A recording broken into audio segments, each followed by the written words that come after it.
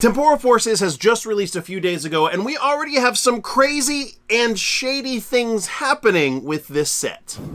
What's going on, everybody? Welcome back. You're watching the channel Dr. Applesauce 2. My name's Will. It's another beautiful day here in Texas. I hope you guys know that I love you, God loves you, that there is an awesome plan for your life. That's right, the newest Pokemon TCG set, Temporal Forces, just came out on Friday. And over the weekend, obviously, things happen and things develop. And we started realizing a lot of very interesting things. And I opened several hundred packs over the weekend. And then TCG Player came out with some information about pull rates. And Danny Phantom made a video about pull rates. And it's become obvious that pull rates on Temporal Forces are really, really tough. To put it really simply, to pull an SIR from Temporal Forces is about 2 to 3 times as hard and as unlikely as any other previous Scarlet and Violet set. There's more data to that. It gets a little bit more detailed, but for all previous Scarlet and Violet sets, Temporal Forces is about 2 to 3 times harder to pull an SIR. That's a big deal. And then in conjunction with the fact that it is proven and it is confirmed that the Temporal Forces print run is a little bit more restricted. It's a little bit smaller. They've reined in the print run a little bit.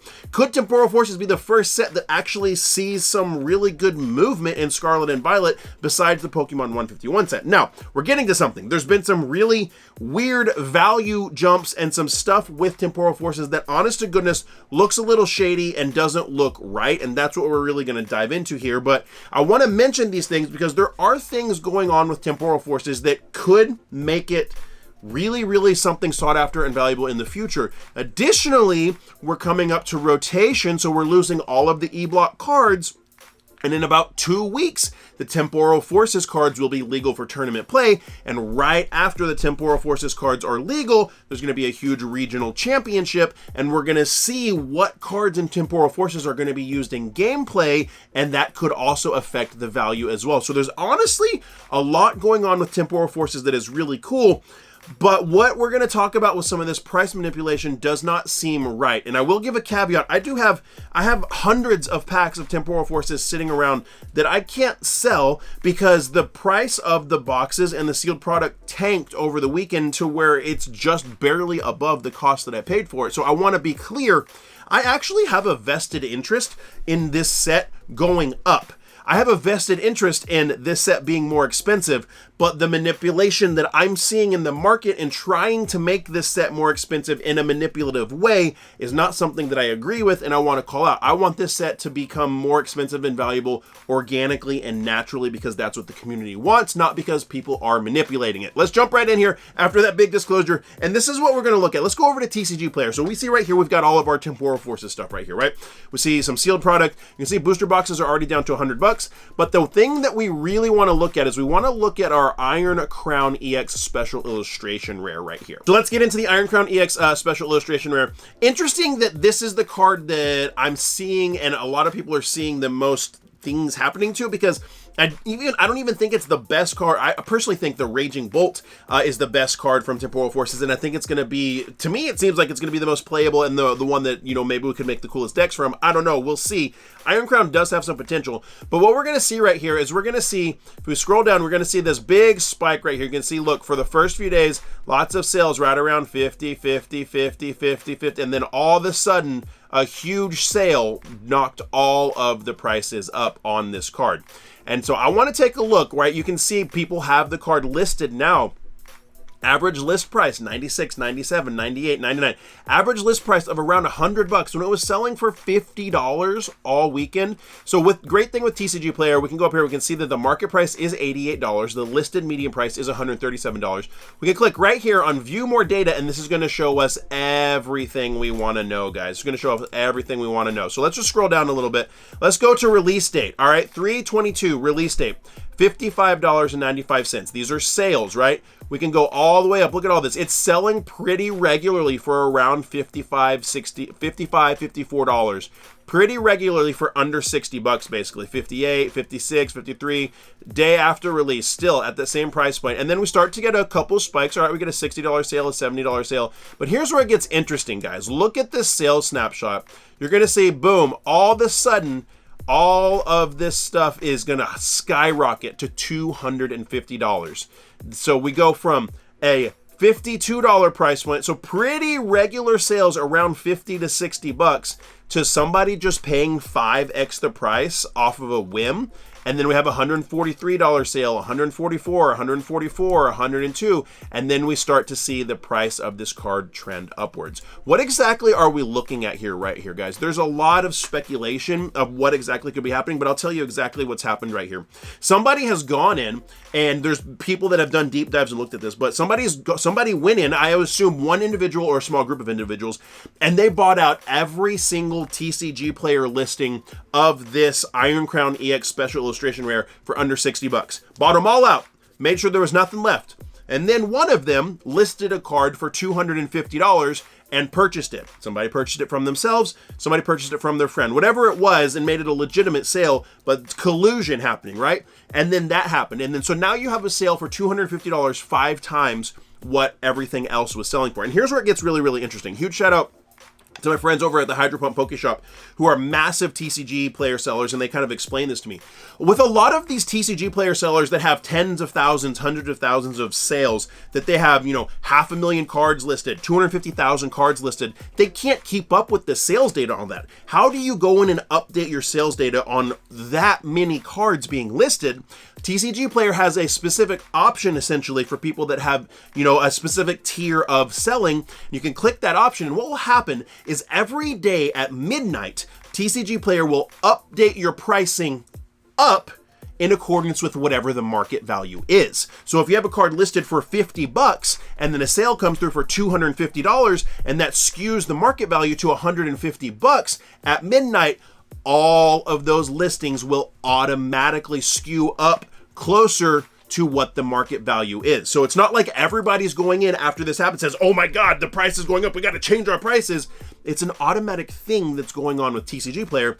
And the private sellers and individuals that are going through and doing a buyout like this and then listing 1 or 2 cards and having somebody buy those cards to increase that market price know that a vast majority of the sellers on TCG Player that have a ton of cards listed are going to automatically be updated at midnight by the TCG Player algorithm because they have that set in place as a convenience for their selling platform. Let me know down in the comments below, does this make sense to you? Am I explaining this well? I think this is really, really interesting. I want to know down in the comments below if that makes sense to you. And if you enjoy this type of content, do me a favor, give the video a thumbs up. It's free, helps so much, and you can hit that subscription button and that notification bell so YouTube will continue to tell you about everything when I put videos out. This is absolutely what's happening. There was a buyout made of this card, and there's, like I said, there is a private seller, an individual, or a small group of individuals that are trying to manipulate the price of this card. This has happened in the past before as well. This happens on eBay a lot. This happens on TCG Player less, I would say, but this has happened in the past. I think an example that I remember the most is with the alternate art Aerodactyl V from Lost Origins. PokeRev did a live stream. I think he was opening like 1,000 packs of Lost Origins or 1,500 packs of Lost Origins or something, and didn't pull a single alternate art Aerodactyl. Opened a ton of packs, basically showed that like this is a really hard card to pull, and there was no malicious intent on PokeRev's part at all. He had nothing to do with this next part. He was just doing a live stream and doing his thing. And then after that live stream, somebody went through and bought every single alternate art Aerodactyl V Pokemon card. I think it was around like 50, 60 bucks. They bought them all, and then all of a sudden the price hiked. Kind of a similar situation. We've seen this happen before. It's absolutely what's happening with this Iron Crowns EX. And I don't know why specifically this one card, but if we go back to the TCG Player listing, you can see that the price has kind of corrected a little bit. The market price was at like $170 for a while. It was a little wild, but we can click back on the data and you can see now we had the spike, 250, and then 140, 140, and so it's starting to slowly trend a little bit more down, but still, 85, 86 bucks where it was selling for about 50 is a huge increase. Now I want to look at Raging Bolt just for fun because I think this is one of the nicest cards in the set as far as playability and aesthetically. I like this Raging Bolt a lot. And we are going to see a big increase on the Raging Bolt, but nowhere near what we saw on the Iron Crown. And Raging Bolt has increased, but you're not going to see, look at the sales snapshot right here. You don't really see a huge jump. You see a jump from 60 to 75 and then a jump up to 80 to 90. So it's not anything big. It's possible that something weird happened right there, but this could just be attributed to, the sales of the card going up and up over the weekend. I'm not sure, but I just wanted to point this one out because I think this card, in my opinion, I think this card is better than the Iron Crowns EX. But that's an example of what's happening right here. And this is clearly this one specific card. Maybe this is the only one that was successfully manipulated. Maybe people tried to manipulate, you know, all of the SIR, you know, Paradox Pokemon. But that's definitely happening here on this Iron Crown EX and with the Temporal Forces cards in general. And so this is something that I want to think about, right? Is like, I think we really got to pay attention to the set, whether or not you're just wanting to buy some cards for yourself, or whether you're somebody like me that as sitting, you know, I'm not rich, I don't have a ton of money, but I'm sitting on a decent amount of product because I buy stuff for my patrons, I buy stuff for streams, and it's like, what's going on? So whether you're in any position, you really want to pay attention to this, because there is a lot that is about to happen with this set. The pull rates are much harder. The pull rates for SIRs are about 2 to 3 times more difficult than any Scarlet and Violet set before. So pull rates, much harder. The print run has been reined in. The print run on this set is smaller than sets previously for Scarlet and Violet. How much smaller? We don't really know. We don't know if it's a ton, if it's just a little bit, but the print run is smaller than that.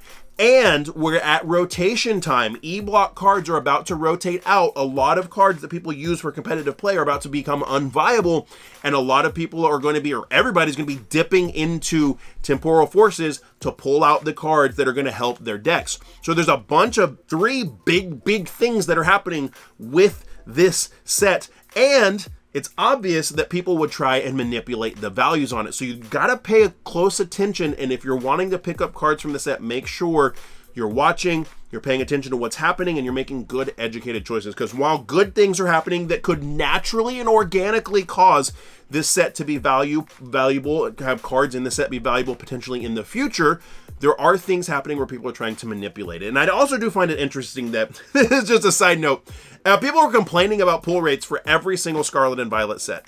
Pull rates suck. Pull rates are too easy. You can pull things left and right. Pull rates are too easy. Pull rates are too easy. Pull rates are too easy.